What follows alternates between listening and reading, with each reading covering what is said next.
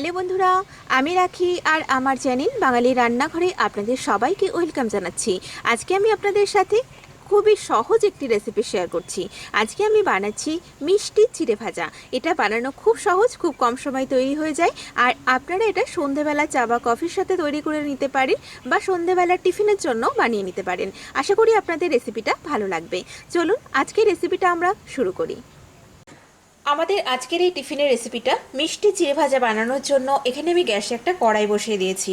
আর প্রথমেই আমি এর মধ্যে 50 গ্রাম মতো কাঁচা বাদাম কড়াইতে দিয়ে দিলাম। এগুলো শুকনো কড়াইতে 2 থেকে 3 মিনিট ভেজে নিচ্ছি। আঁচটাকে একটু কমিয়ে নিয়ে বাদামগুলোকে ভাজছি, না হলে ওপরে পুড়ে যাবে, ভিতরে কিন্তু কাঁচাই থেকে যাবে।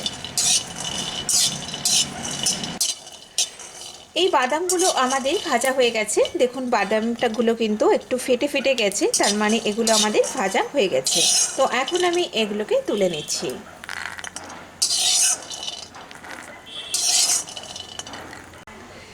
এখন এই শুকনো কড়াইতে দিয়ে দিলাম চিড়ে।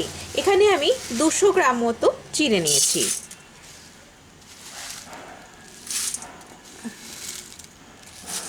চিড়েগুলোকেও শুকনো কড়াইতে ভেজে নেব। আঁচটাকে কিন্তু আমার একটু কমানো আছে।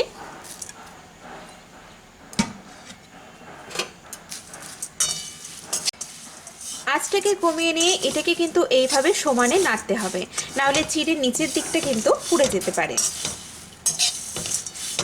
এখন আমি 2 মিনিট মতো এটাকে অল্প আঁচে এইভাবে নাড়তে থাকবো।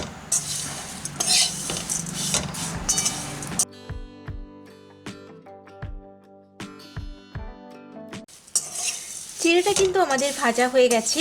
হালকা একটা সোনালি কালার কিন্তু চিড়ের মধ্যে চলে আসছে। এবারে আমি চিড়েগুলোকে এইভাবে সাইডে সরিয়ে নিয়ে এর মধ্যে আমি 1 চামচ ঘি দিয়ে দিচ্ছি। আর দিয়ে দিলাম সামান্য পরিমাণে অল্প একটু লবণ, 1/4 চা চামচ মতো একটু লবণ। আবারও এটাকে ভালো করে আমি নেড়ে নিচ্ছি। আঁচটাকে কিন্তু আমাদের কমানোই আছে।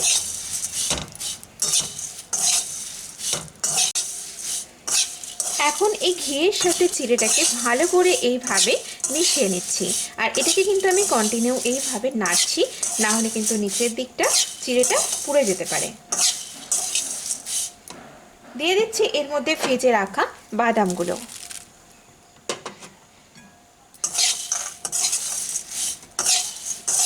বাদামের সাথেও চিড়েটাকে 1-1.5 মিনিট এইভাবে নাড়তে থাকবো।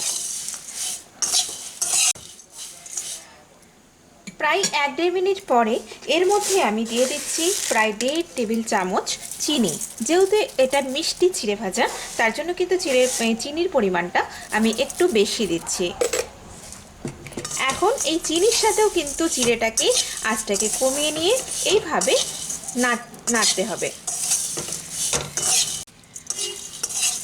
আর এই চিনিটা পুরোপুরিভাবে গলে গিয়ে এই চিড়ের সাথে ভালোভাবে মিশে যাওয়া পর্যন্ত কিন্তু আমাদেরকে এইভাবে এটাকে নাড়তে হবে। চিনিটা পুরোপুরিভাবে গলে গিয়ে চিড়ের সাথে কিন্তু মিশে গেছে, আর চিড়েটাও আমাদের ভালোভাবে ভাজা প্রায় হয়ে এসেছে। তো আপনারা কিন্তু এটা বাড়িতে মাঝে মাঝেই করতে পারেন। নোনতা চিড়ে তো আমরা সবাই খেয়েছি, কিন্তু এই মিষ্টি চিড়েটার স্বাদও কিন্তু অপূর্ব লাগে। আর আপনারা এইভাবে ভেজে যে কোনো একটা এয়ারটাইট বক্সে বেশ কিছুদিন কিন্তু এটা রেখে খেতে পারবেন, খুব ভালো লাগবে। তো এখন আমি এটাকে নামিয়ে নিচ্ছি। এটা আমাদের পুরোপুরি রেডি হয়ে গেছে পরিবেশন করার জন্য।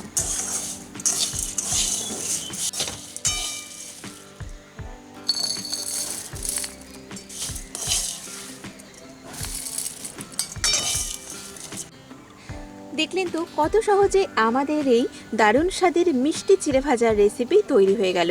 তো আমার এই ভিডিওটা ভালো লাগলে অবশ্যই ভিডিওটাকে লাইক, শেয়ার, কমেন্ট করবেন। আর অবশ্যই নিত্য নতুন রেসিপি পাওয়ার জন্য আমার চ্যানেলটিকে সাবস্ক্রাইব করবেন। সবাই ভালো থাকবেন, সুস্থ থাকবেন। আমি আবারও হাজির হব নতুন কোনো রেসিপি নিয়ে। নমস্কার।